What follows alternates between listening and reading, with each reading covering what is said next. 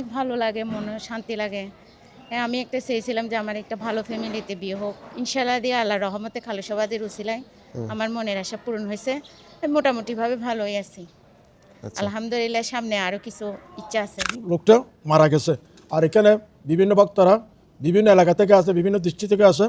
এখানে কেউ বিমুখ হইয়া ফেরত যায় না, খালুসার উছিলায় এদের আশা পূর্ণ হইয়া যায়।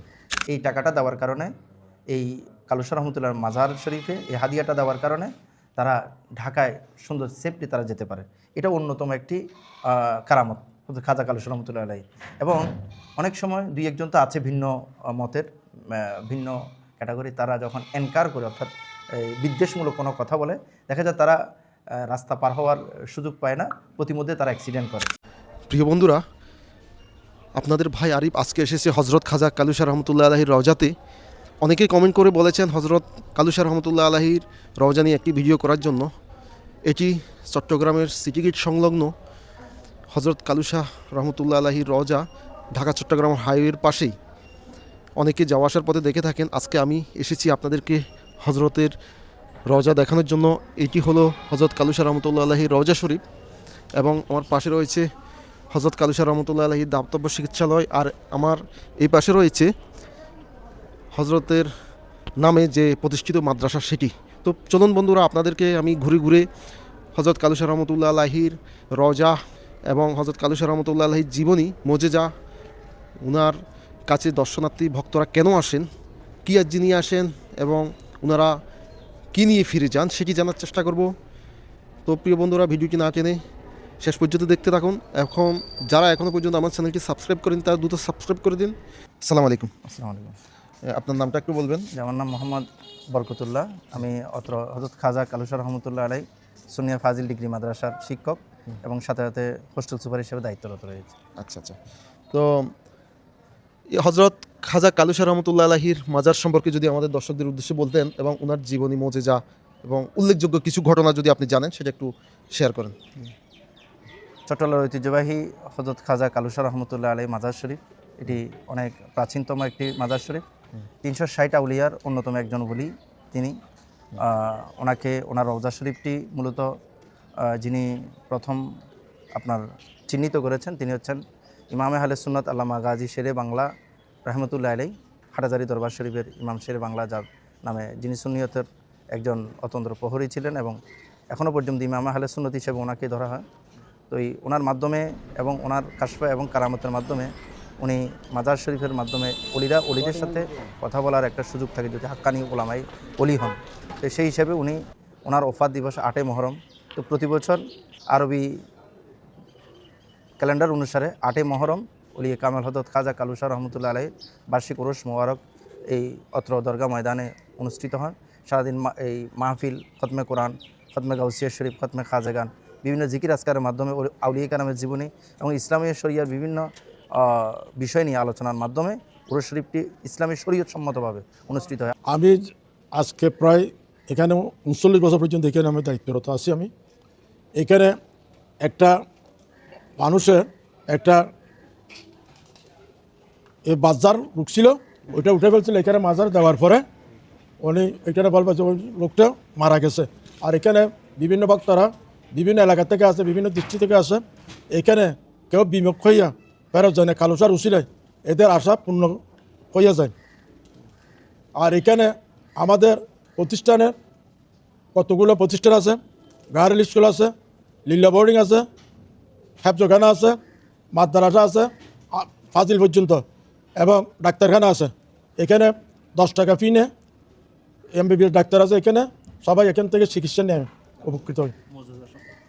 মজা সম্পর্কে এখানে কালুসা যে সময় এখানে আসছিল 1200 মগির আগে হবে, এখানে খাজা কালুসা রহমতুল্লাহ আলাইহির মাজারে হজরত শেরে বাংলা রহমতুল্লাহ আলাইহিস সালাম এখানে আসছিল। আসরের নামাজ পড়ি এখানে মোরাকাবা বসি। এখানে আমরা উরুস এখানে ঠিক টাইমে করতে পারতাম না, উনি আমাদেরকে মোরাকাবা বসায় মুহরমের 8 তারিখ নির্ধারিত করে দিয়েছেন। আমরা মুহরমের 8 তারিখ এখানে বাৎসরিক উরুস উদযাপন করি। বিভিন্ন জায়গা থেকে অনেক ভক্ত এখানে আছে, অনেক নজর নিয়াসানি এখানে গরু মহিষ এখানে দান করে, আমরা এগুলো জব করি, সবাইকে আমরা বিতরণ করি। হজরতের রওজাকে কেন্দ্র করে বিভিন্ন সময় যে বিভিন্ন মিলাদ মাহফিল, খতমে গাউসিয়া, খতমে খাজেগান, জিকির আজকার হয়, তখনকার সময়কার পানিগুলা এই গ্রামে সংরক্ষিত করা হয়। এটা পানির পাত্র এখানে সংরক্ষিত করা এই জন্য যারা ভক্তবৃন্দ আসেন, দর্শনার্থী আসেন, তারা এখান থেকে তবরুক হিসাবে পানি পান করে না, কেউ বোতলে ভরে নিয়ত করে নিয়ে যায়। তো আমি বিভিন্ন দরবারে গেলে এই জিনিসটা আমি মিস করি না। আমি তবরুক গ্রহণ করি, সেটা এক গ্লাস পানি হোক আর এক চিমটি মাটি হোক, যেটাই ওই আউলিয়া আমাকে দেয় সেটা আমি গ্রহণ করি। এখন আমাকে পানি দিবে, আমি সেটাই খাবো।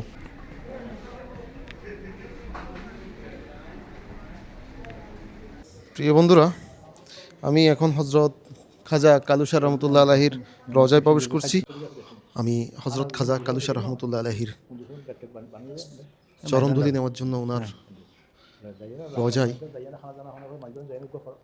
উনি এমন এক কামেল ওলি, ওনার দরবারে কেউ যদি কিছু চায় সেটি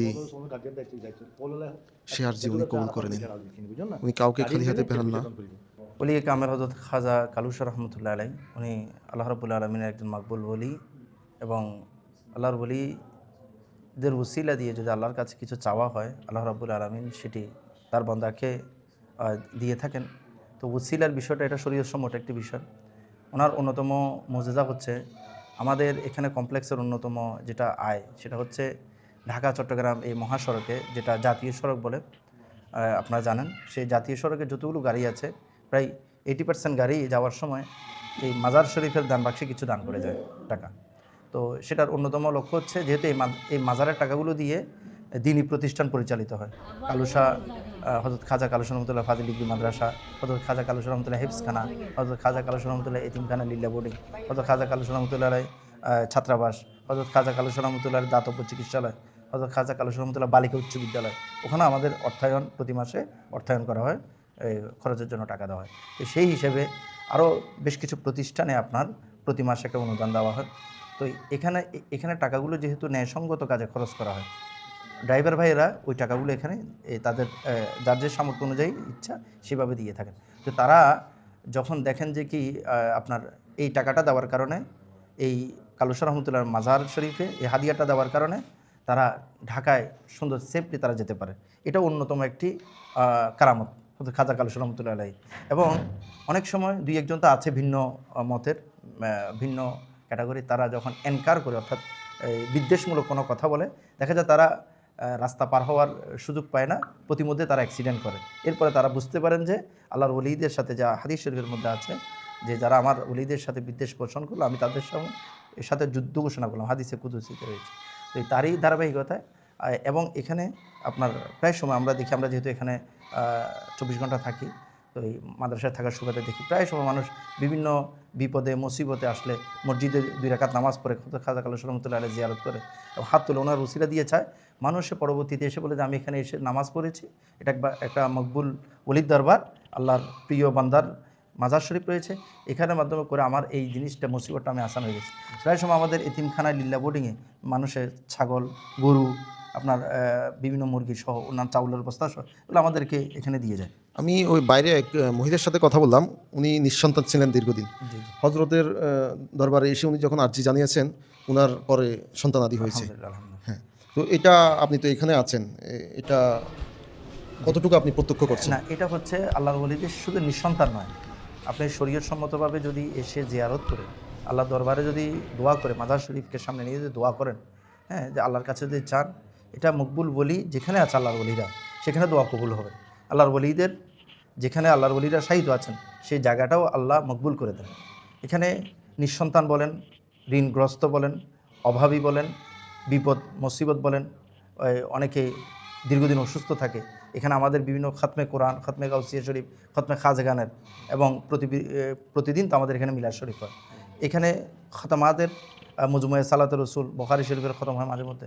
এগুলো সবগুলোর খতমের যে পানি, আপনার দাওয়াতের পানি যেগুলো ফু দেওয়া হয় যারা পড়েন, এগুলো আমাদের এখানে নির্দিষ্ট একটা পানির খাবারের স্থান আছে, দাওয়াতের পানি ওখানে দেওয়া হয়।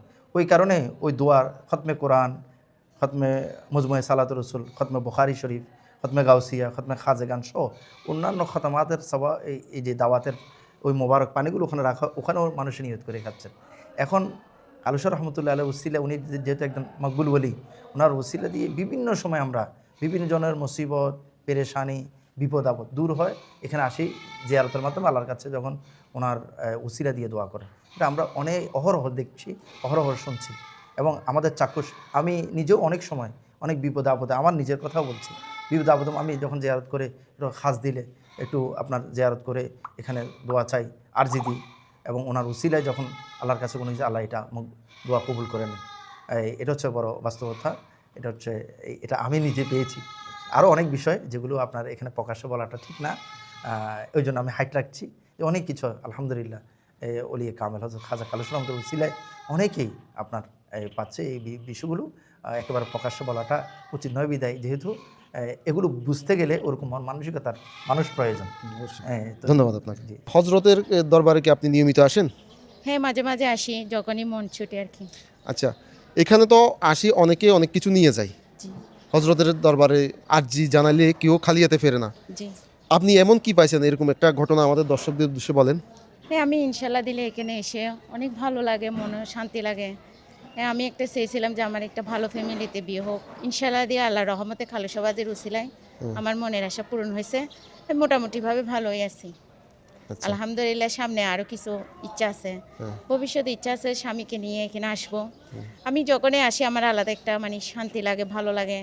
আমি সব ওলিয়ে কেরামদের মাঝের এভাবে যাই, আচ্ছা। আমার ভালো লাগে। আল্লাহর ওলিদের দরবার অবশ্যই শান্তির জি, জায়গা। ওনাদের উসিলাই তো আমি আল্লাহর কাছে চাই। আমি তো সব কিছু ইনশাল্লাহ দিয়ে আল্লাহর কাছে চাই। মানে ওনাদের উসিলাই, ওনারা তো মনে করেন আল্লাহর একটা কি খাস প্রিয় সে। আমরা তো সাধারণ বান্দা, আমি ওই উদ্দেশ্য নিয়ে এখানে আসি। আলহামদুলিল্লাহ সব দিক দিয়ে ভালো আছি। ধন্যবাদ আপনাকে। আচ্ছা, আচ্ছা। আলহামদুলিল্লাহ আল্লাহ ওলিদের আছে বিদায় তো আমাদের এই চট্টগ্রাম পূর্বভূমি টিকে রয়েছে। আমাদের এই চট্টগ্রামকে 12 আউলিয়ার দেশ বলা হয়, শাহজালামে 360 আউলিয়ার দেশ বলা হয়। তো আমাদের এই বাংলা চট্টগ্রামের মধ্যে আপনার অন্যান্য জায়গায় দেখবেন যদি কোথাও কোনো বিপদ অবস্থা এসে থাকে, তবু আমাদের বাংলাদেশের মধ্যে চট্টগ্রামের মধ্যে বিশেষ করে আমরা দুর্গমে যে বিপদ আপদ আমাদের এখানে খুব কমই হয়। তো বিশেষ করে আমরা যা করি আমরা আমাদের আল্লাহ ওলির ফয়েজ বরকত হিসাবে ওলিয়ে কামেল হযরত খাজা কালুশাহ রহমতুল্লাহ আলাইহি এর দরগা শরীফ, মাজার শরীফ। এখানে আল্লাহর বলি, ইনি মাকবুল একজন আল্লাহর বলি। আল্লাহ রাব্বুল আলামিন কোরআনুল কারীমের মধ্যে বলেন, আলা ইন্না আউলিয়া আল্লাহি লা খাউফুন আলাইহিম ওয়া লা হুম ইয়াহজানুন। আল্লাহ রাব্বুল আলামিন বলেন, সাবধান, নিশ্চয় আমার যারা ওলি রয়েছেন, যারা আমার ইবাদত করতে করতে আমার মকবুল বান্দা হয়ে গেছেন, তাদের কোনো ভয় নাই এবং তারা কোনো চিন্তিতও না। যেহেতু আল্লাহ রাব্বুল আলামিন যারা আল্লাহর ওলি হয়েছেন তারা অবশ্যই জান্নাতি, এটা আমরা বলতে পারি কোরআনের আয়াতের মাধ্যমে। তো ওই কারণে আল্লাহর ওলিদের দরবারে যদি এসে কেউ যদি কোনো বিপদ আপদ মুসিবতের সময় ওলিদের উসিলা দিয়ে চাইবে মূলত আল্লাহর কাছে। ওলিদের যখন আল্লাহর ওলিরা যে যেখানে আছেন ওখানে গিয়ে যদি কেউ চায়, আল্লাহর দরবারে হাত তুলে প্রার্থনা করে, আল্লাহ রাব্বুল আলামিন এটি খুব দ্রুত কবুল করে নেন। তো এই জন্য আমরা বিভিন্ন সময় দেখি বিভিন্ন মানুষ এখানে বিভিন্ন আরজি নিয়ে, বিভিন্ন মুসিবত নিয়ে, কেউ পরীক্ষার আগে দিয়ে এসে জিয়ারত করে যায়, কারো বিবাহ হচ্ছে না এমন বাবা মারাও এসে, বাবারা এসেও জিয়ারত করে যায় ওনার মেয়েদের যাতে একটা সুপাত্রের ব্যবস্থা হয়। অনেকে অ্যাক্সিডেন্ট করলে আল্লাহ যাতে তাড়াতাড়ি সুস্থতা দান করে, এজন্য জিয়ারত করে। যেমন প্রিয় তরিকতের বন্ধুরা, আমি এখন হজরত খাজা কালুশাহ রহমতুল্লাহ আলাইহির রওজা শরীফ আপনাদেরকে ঘুরে ঘুরে দেখানোর চেষ্টা করেছি। হজরতের রওজার সংলগ্ন দাতব্য সংস্থা এবং মাদ্রাসা ও এতিমখানা সহ শুরু করে দর্শনার্থী এখানকার খাদেম মোতওয়াল্লির সাথে কথা বলে আমরা হজরতের মজেজা, রহস্য এবং জীবনী সম্পর্কে কিঞ্চিত ধারণা লাভ করার চেষ্টা করেছি, আপনাদেরকেও দেখানোর চেষ্টা করেছি। তো ভিডিওটি কেমন লেগেছে সেটা আপনারা কমেন্ট করে জানাবেন এবং যারা এখনও চ্যানেলটি সাবস্ক্রাইব করেননি খুবই দ্রুত চ্যানেলটি সাবস্ক্রাইব করে আমাদের সাথে থাকবেন আর শেয়ার করে অন্যদের দেখার সুযোগ করে দিবেন। তো প্রিয় বন্ধুরা, আজকে এখান থেকে বিদায় নিচ্ছি। দেখা হবে নতুন কোনো ভিডিও নিয়ে। ততক্ষণ পর্যন্ত সবাই ভালো থাকবেন, সুস্থ থাকবেন। সবাইকে ধন্যবাদ।